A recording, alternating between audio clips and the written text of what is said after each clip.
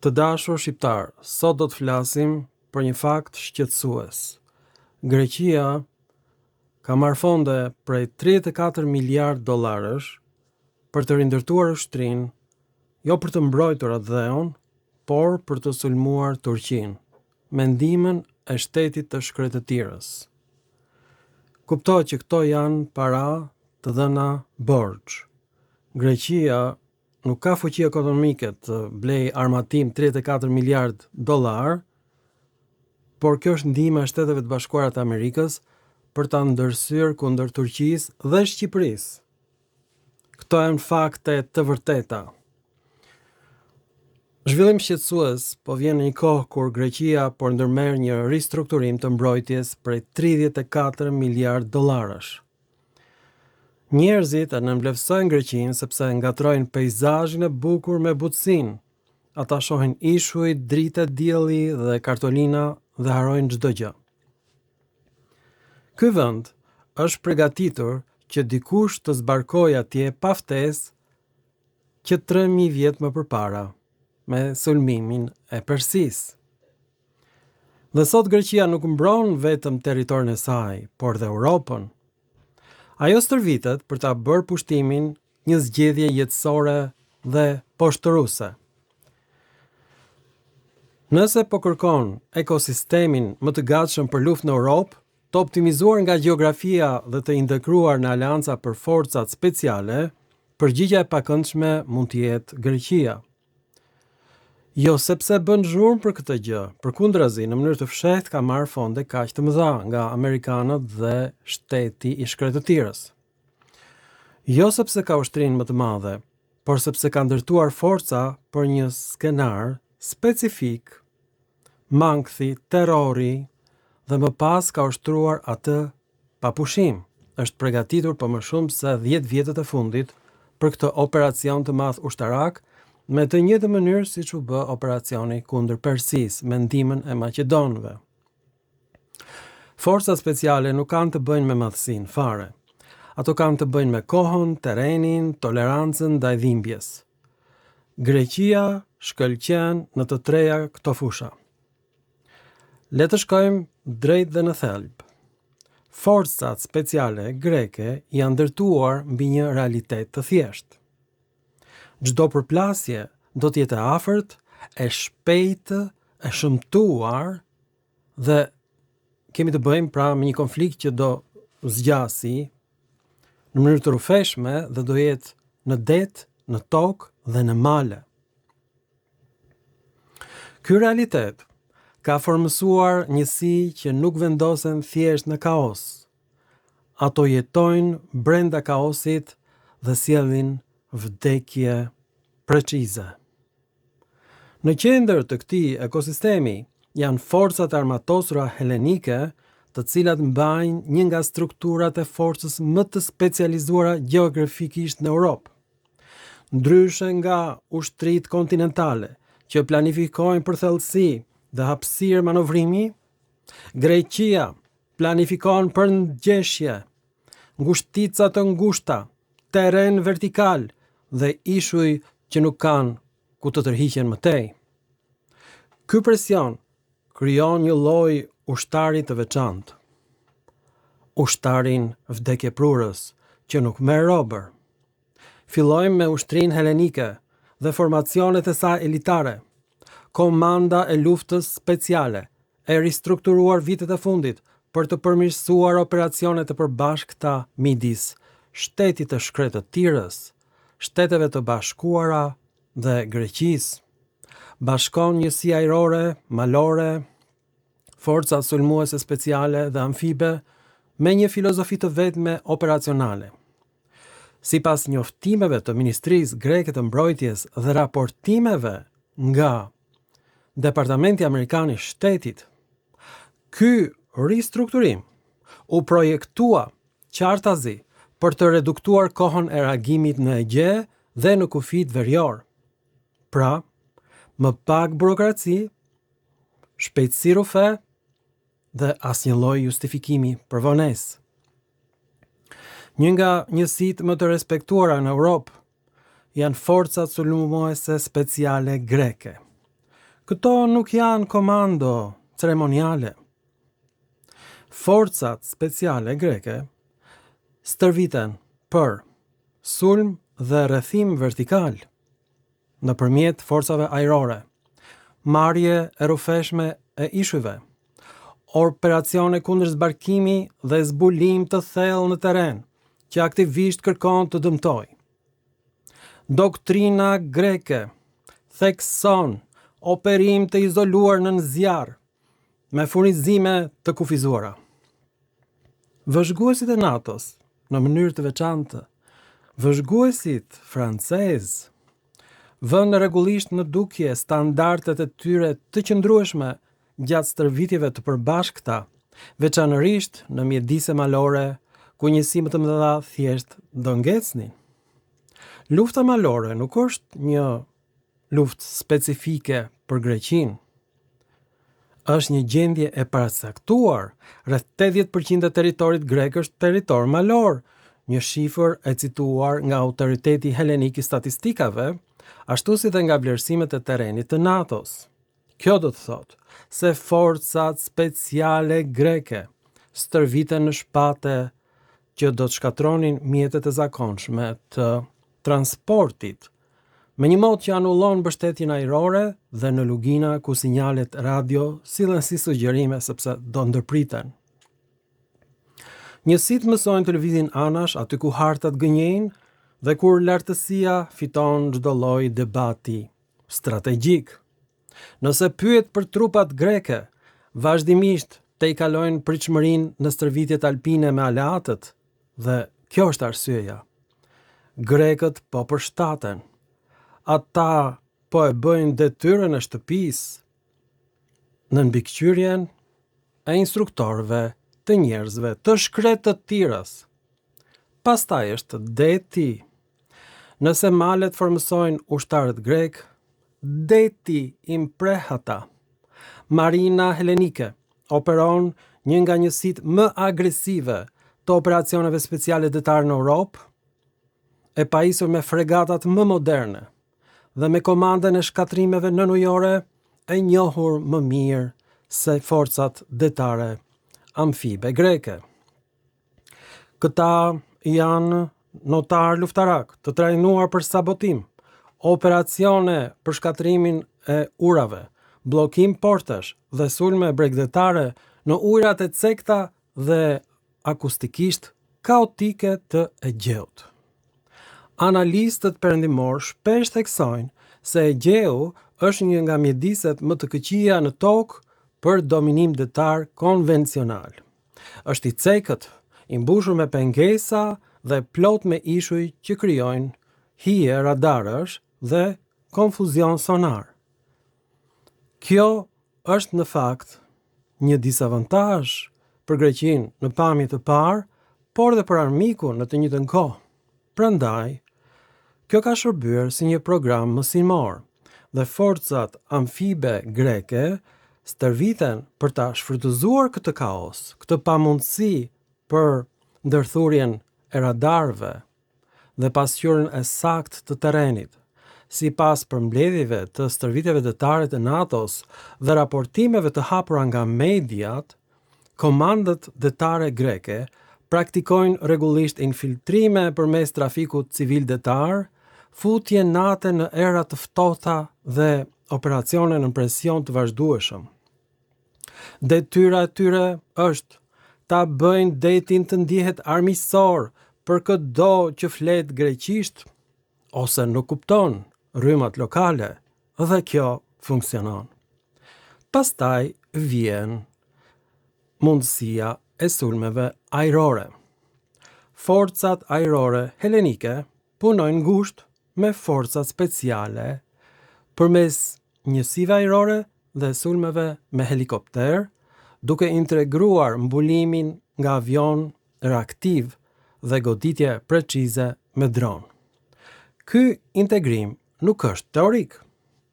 Greqia kryen më shumë interceptime reale dhe ngritje gatishmërie se sa shumica e forcave ajrore europiane, një fakt i pranuar vazhdimisht në të dhënat e mbikëqyrjes ajrore të NATO-s. Në fakt, lufta në Ukrainë është përdorur pikërisht si një pasqyrë e një lufte të mundshme me Turqinë. Përvoja depërton në planifikimin e operacioneve speciale sepse komandot grek e konsiderojnë hapësirën ajrore të kontestuar si kusht bazë. Këtu, Greqia bëhet veçanërisht e rrezikshme. Shumica e forcave speciale në Europë stërviten për futje të lejuar e ndjekur nga veprim i kontestuar, ndërsa Greqia stërvitjet për futje të kontestuar e ndjekur nga diçka edhe më e keqe, nga një kaos total dhe humbje e plot e kontrollit radar. Helikopterët fluturojnë ulët sepse duhet të bëjnë ashtu. Avionët reaktiv koordinohen sepse është e domosdoshme. Dronët supozohen gjithmonë të jenë lart, armiqësor dhe gjithmonë në gatishmëri. Ky mentalitet prodhon operatorë që nuk friksohen kur planet shpërbëhen dhe ata, në ndikimin e presionit, krijojnë plane të reja aty për aty, në mënyrë spontane. Sepse grekët e presin këtë. Një nga arsyet pse forca speciale greke godasin mbi peshën e tyre është pikërisht frekuenca dhe jo madhësia e tyre. Jo vetëm frekuenca e stërvitjes, por frekuenca e presionit. Presioni i vazhdueshëm, ajror dhe detar në Egje, interceptet, ndjekjet, përballjet me armikun. Ky presion krijon një lloj muskulature mendore. Sipas ish komandantëve të NATO-s, të cituar në gazetat e brendshme të NATO-s, njësitë greke operojnë me një nivel gatishmërie rutinë që zakonisht shihet vetëm në shtetet e vijës së parë si Polonia dhe Lituania. Dhe Greqia është në fakt një shtet i vijës së parë me Turqinë, se megjithëse Turqia konsiderohet si aleat i NATO-s, fatkeqësisht ky është synimi strategjik i Greqisë. Por të mos harrojmë Shqipërinë, kafshatën e vogël të mjerimit. Tani shtoni aleancat. Forcat speciale greke nuk stërviten në izolim. Ato stërviten vazhdimisht me njësitë amerikane, franceze dhe të shtetit të shkretë të Tirës. Stërvitjet e zhvilluara në gjirin e Sudës përfshin rregullisht forcat amerikane, Navy Seals, komando franceze dhe elemente të NATO-s. Tani, sipas publikimeve të marinës amerikane, kjo ka rëndësi, sepse ndërvepshmëria është shumë fish një forcë e tillë që grekët nuk do arrin kur të arrin sukses total pa mbikëqyrjen amerikane. Njësitë greke nuk flasin thjesht me doktrinën e NATO-s. Ato jetojnë brenda saj dhe brenda ombrellës së shtetit të shkretë të Tirës. Kur ndodhin operacione të përbashkëta, forcat speciale greke nuk ka nevojë për periudhë përshtatje. Ato janë tashmë në të njëjtin rrjet me shtetin e shkretë të Tirës. Franca meriton një përmendje të veçantë. Marrëveshja e mbrojtjes Greqi-Francë e vitit 2021 përfshin klauzola ndihme të ndërsjelltë dhe bashkëpunim të thellë operacional. Kjo për arsyen se nëse trupat amerikane tërhiqen, Franca do jetë në prapavi. Kjo nuk është simbolike.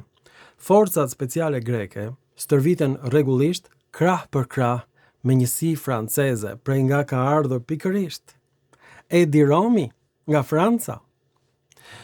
Këto njësi franceze specializohen në operacione dhe ekspedita detare paralel me forcat greke. Pra Greqia ka 3 aleat të fuqishëm: Shtetet e Bashkuara, Njerëzit e Shkretirës dhe Francën. Rezultati është një manual i përbashkët që kombinon ekspertizën greke të terrenit me shtrirjen globale franceze, e cila është një superfuqi, e dyta mbas Shteteve të Bashkuara të Amerikës. Nëse kjo i bën kundërshtarët potencial, me në kuptim Turqinë, nervoz, aq më mirë për Greqinë. Ky është qëllimi, presioni psikologjik. Tani le të flasim për mentalitetin. Kultura ushtarake greke është e zhurmshme në kohë paqe dhe brutalisht e përqendruar në krizën me Turqinë. Shërbimi i detyrueshëm do të thotë se forcat e armatosura janë të lidhura drejt për drejt me shoqërinë, por forcat speciale janë vendi kur ky lloj sulmi, kjo mënyrë mentaliteti, shoqërojnë njëkohësisht një filozofi të një diçkaje më të mprehtë. Kemi të bëjmë me armiq për vdekje, me armiq që shtrihen deri në periudhën e Bizantit. Ky është mentaliteti grek që ne nuk e kuptojmë, ne shqiptarët jemi shumë naiv. Njësitë ushtarake greke rekrutohen nga një popullsi që e trajton vështirësinë si normale dhe improvizimin si aftësi mbijetese.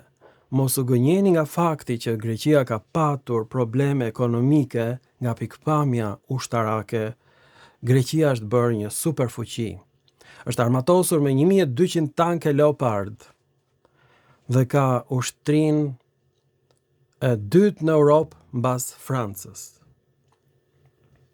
Pra, kjo perspektiv nuk ka nevojë për romantizëm. Kjo matet në normat e qëndrueshmërisë, e mënyrës së veprimit dhe stërvitjes dhe ritmit operacional. Pra, të gjitha këto fonde që Greqia ka marrë nuk shkojnë vetëm për platforma ushtarake, por edhe përgatitje psikologjike të ushtarëve, përgatishmëri, rezerva municionesh, aftësi luftimi natën dhe mbështetje së operacioneve speciale. Kjo është arsye pse njësitë greke të forcave speciale nuk janë si ato të forcave të tjera europiane, janë ndryshe. Greqia ka ndryshuar. Forcat speciale janë të ushqyera, të pajisura, të stërvitura dhe në fakt janë bërë vrasës profesionist.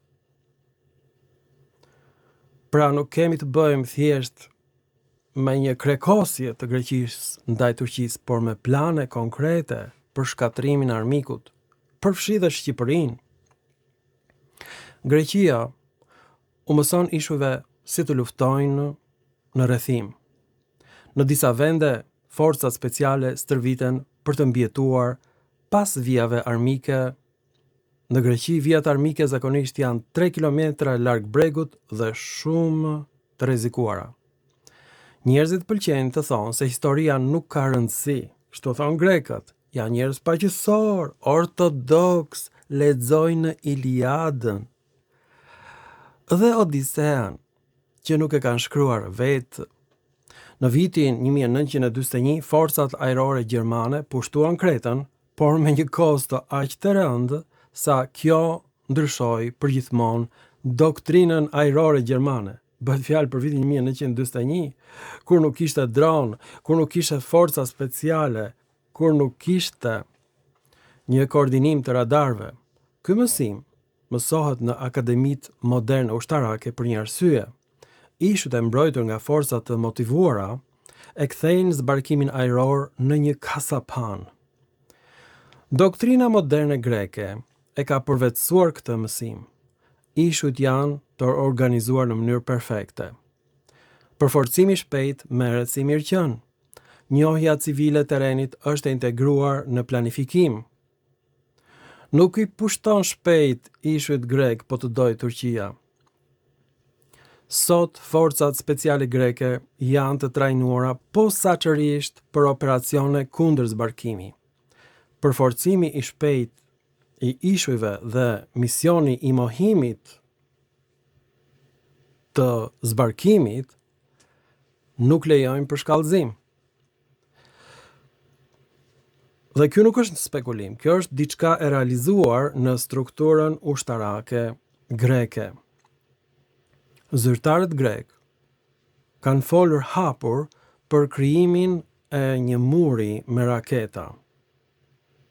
Aq shumë raketa kanë marrë dhe me sensor në të gjitha gjeon, që të zbulojnë çdo dron turk që mund t'i afrohet çdo ishulli. Pra atë e kanë quajtur muri lëvizës virtual. Dhe tani, nëse dëgjon kambana në një shpat kodre greke gjatë një operacioni ushtarak, këto nuk janë bagëtitë e arvanitasve të dashur shqiptar. Është vlerësimi yt i kërcënimit që po jep dorëheqje në heshtje. Le të flasim për përshtatshmërinë.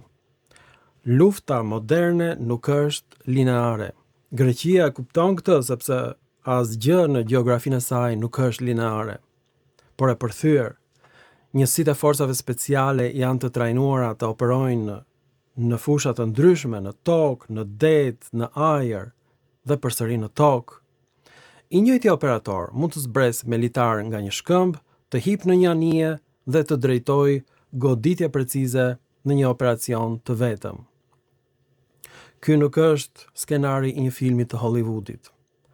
Kjo është doktrinë e përbashkët midis shtetit të shkretëtirës dhe pasardhësit të Bizantit. Stërvitjet e fundit të dokumentuara nga NATO dhe forcat ajrore pjesëmarrëse tregojnë sa ngushtë integrohen operacione speciale greke me asetet ajrore dhe detare. Ky nuk është një vend që improvizon më, është një vend që eksporton dhunë. Dhe ndryshe nga disa ushtri europiane që kanë vështirësi me dislokimin, forcat greke e supozojnë lëvizjen. Njësitë janë të pozicionuara përpara. Kohët e reagimit maten në minuta, jo me ditë. Sipas deklaratave të Ministrisë Greke të Mbrojtjes, afatet e përforcimit të ishujve janë më të shpejtat në të gjithë aleancën me ndihmën e shtetit të shkretëtirës. Tani, le të trajtojmë elefantin në dhomë, që është Turqia. Këtë elefant ne nuk e përmendim. Ekziston tension rajonal, por i provokuar nga Greqia. Greqia është shtet agresiv. Greqia ekziston në një mjedis të përhershëm të kontestuar, që në periudhën e Bizantit, mosmarrveshjet e Greqisë me Turqinë kanë zgjatur për më shumë se 600 vjet, përpara se sa të krijohej Shtetet e Bashkuara të Amerikës dhe madje dhe shteti i shkretëtirës. Mosmarrveshje ajrore, pretendime detare, politik energjie, presion migracioni. Ky mjedis prodhon fashizëm grek dhe realizëm të Turqisë që kanë të bëjnë me një armik strategjik, ekzistencial që Shqipëria nuk arrin ta kuptojë. Forcat speciale greke stërviten me supozimin e përshkallëzimit, gjithmonë të mundshëm, dhe mohimi i zbarkimit nga armiku është detyrë kryesore. Kjo e mpreh vendimmarrjen. Nuk ka më shtresa, fantazie, nga Iliada, nga Odisea, përbindshra detar që glabërojnë detarët dhe anijen, sirena që këndojnë. Këtu kemi të bëjmë me mjetet e kasapanës, konkrete, precize. Dhe më rëndësishmja, forcat speciale greke nuk janë ndërtuar për të pushtuar, por për të asgjësuar. E përsëris, forcat greke janë krijuar për zhdukje totale të popullit turk, por dhe atë shqiptar.